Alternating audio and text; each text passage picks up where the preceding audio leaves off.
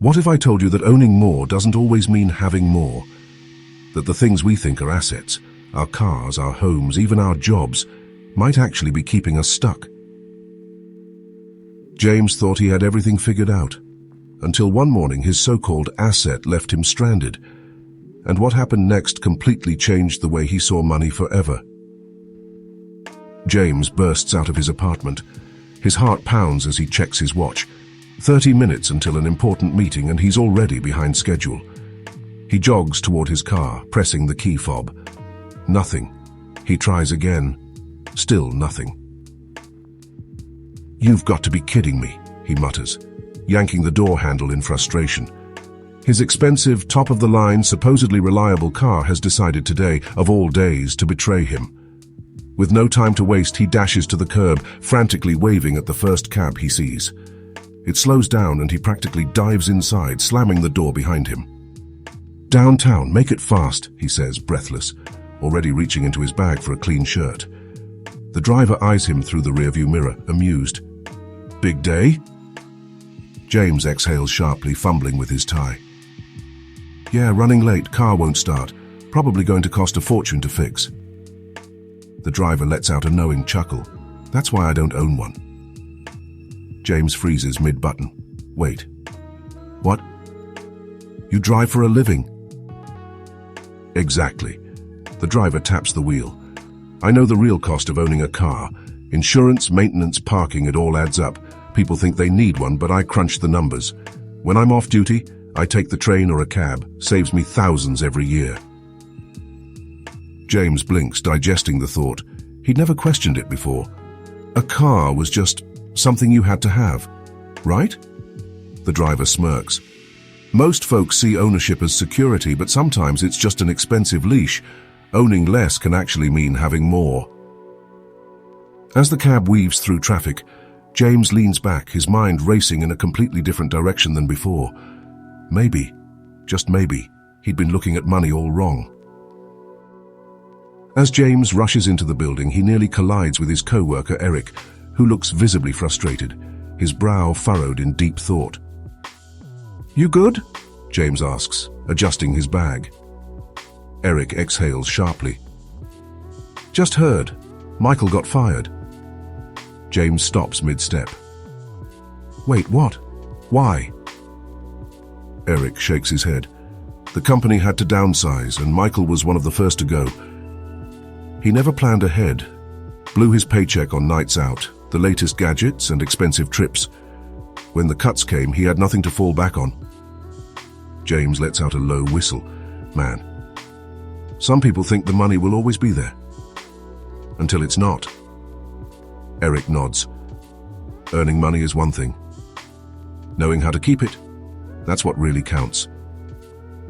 By lunchtime, James drags himself into the break room, dropping into a chair with a weary sigh. He stabs at his food, shaking his head. "Man, my car wouldn't start this morning. Had to take a cab," he mutters.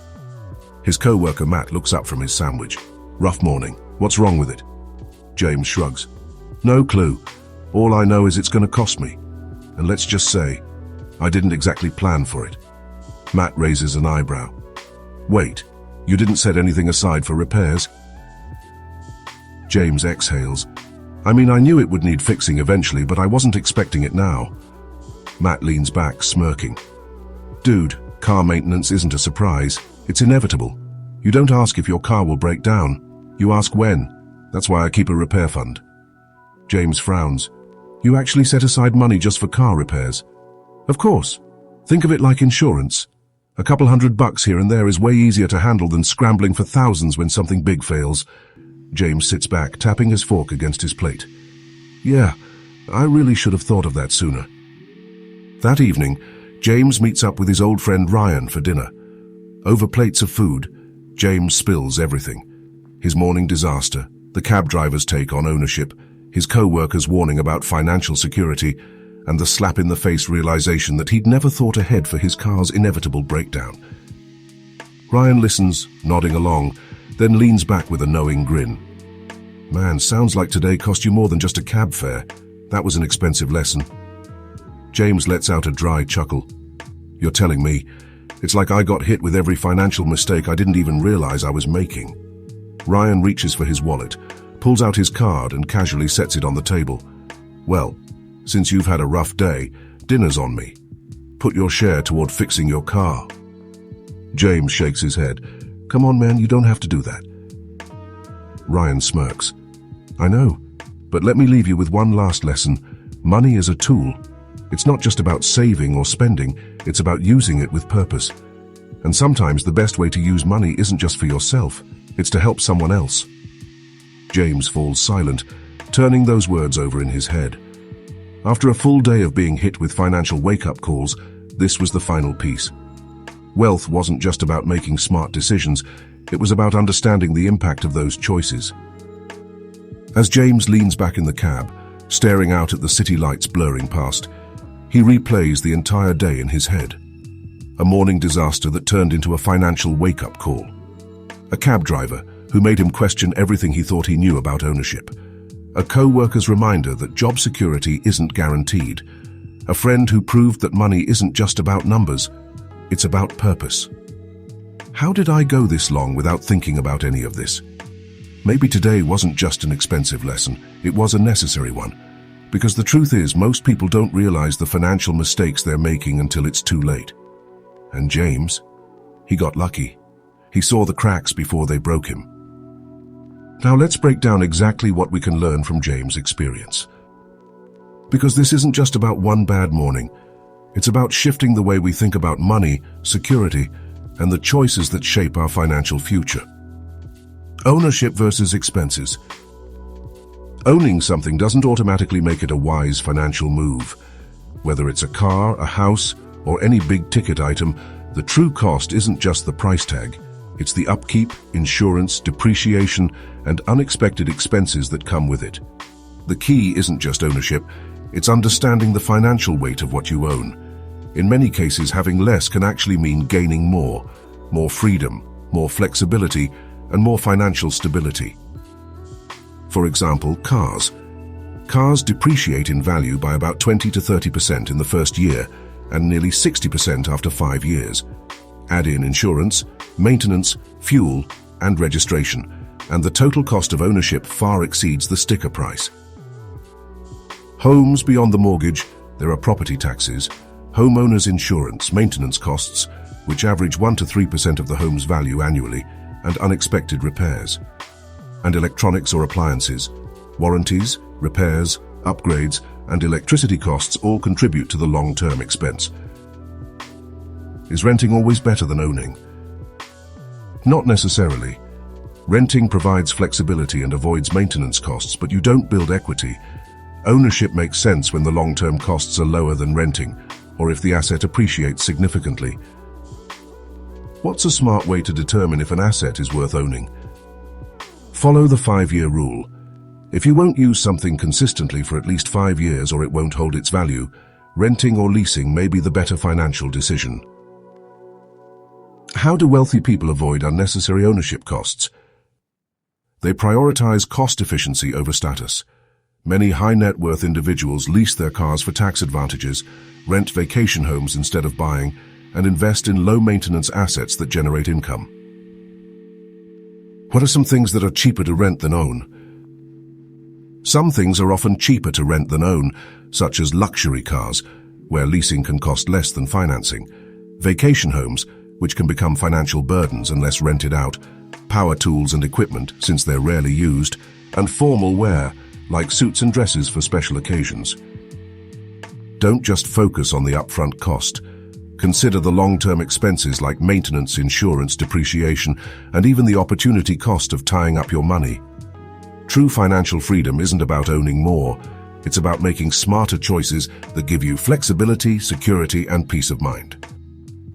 So, before you buy, ask yourself, are you paying for convenience, status, or true value? James thought owning a car was a necessity, but by the end of the day, he realized it was costing him more than just money. What other expenses in your life might be holding you back instead of moving you forward? Job security is an illusion. A 2023 report from Lending Club found that over 60% of US adults live paycheck to paycheck, meaning they have little to no financial cushion if their income suddenly stops. In 2023, despite low unemployment rates, major companies like Amazon, Google, and Meta laid off thousands of employees due to restructuring and cost-cutting. No job is ever truly secure. Financial experts recommend having enough savings to cover at least 3 to 6 months of living expenses, but studies show that many people don't have even $1,000 saved for emergencies. Businesses exist to make money, not to guarantee lifelong job security. In tough times, layoffs, salary cuts, and benefit reductions are common ways companies protect their bottom line. How can I protect myself from sudden job loss?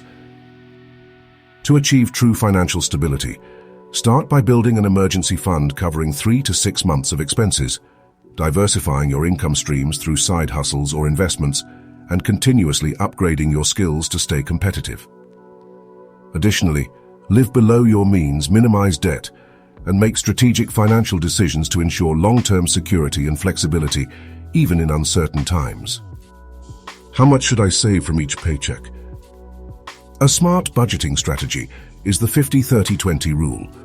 Allocate 50% of your income to essentials like housing, utilities, and groceries, 30% to discretionary spending such as entertainment, dining, and hobbies, and 20% to savings, including an emergency fund, retirement, and investments. Adjusting these percentages based on personal financial goals, such as saving more aggressively or reducing unnecessary expenses, can accelerate financial security and long-term wealth building. Job security isn't about how much you earn. It's about how well you prepare for the unexpected. James learned the hard way that financial stability isn't guaranteed by a paycheck alone. Are you building a safety net, or are you one bad month away from financial disaster? Expect the expected. Unexpected expenses aren't really unexpected. They're just a matter of when, not if. Cars will need repairs, medical bills will arise, and financial surprises are inevitable. The real difference between constant money stress and financial security isn't luck, it's preparation. Having a solid emergency fund and a proactive financial plan turns life's surprises into manageable inconveniences instead of full-blown crises. Car repairs are one of the most common unexpected expenses, yet the average American spends about $1,200 per year on vehicle maintenance. Medical bills are the #1 cause of bankruptcy in the US, with nearly 2/3 of bankruptcies citing medical expenses as a major factor. Homeowners are more likely to experience unexpected costs due to maintenance, with the average homeowner spending $3,000 to $5,000 annually on upkeep. How much should I have in an emergency fund? Financial experts suggest building an emergency fund that covers at least 3 to 6 months' worth of essential living expenses, rent, utilities, groceries, insurance, in a liquid and easily accessible savings account. However, if your income is irregular, such as freelancers, gig workers, or business owners, it's safer to aim for 12 months of expenses to cushion against income fluctuations or economic downturns.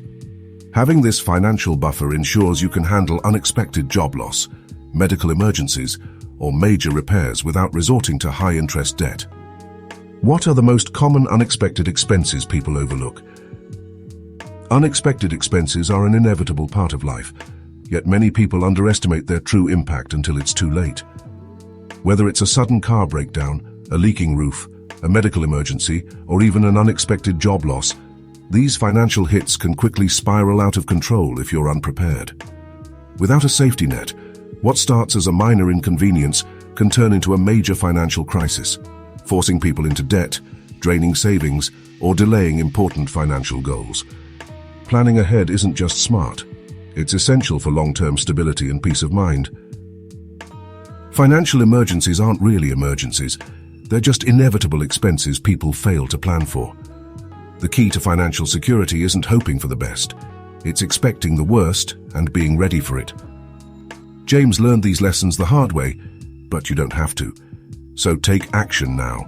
Start building that emergency fund. Reevaluate your spending habits. Invest in your future, not just your present. Because true financial freedom isn't about avoiding problems, it's about being prepared for them. If this opened your eyes, don't just scroll past. Take action. Start building your financial safety net today. And if you found this valuable, share it with someone who needs to hear it. Hit that like, subscribe, and turn on notifications so you never miss out on more ways to build wealth and secure your future. Let's break the cycle and start living the dream together.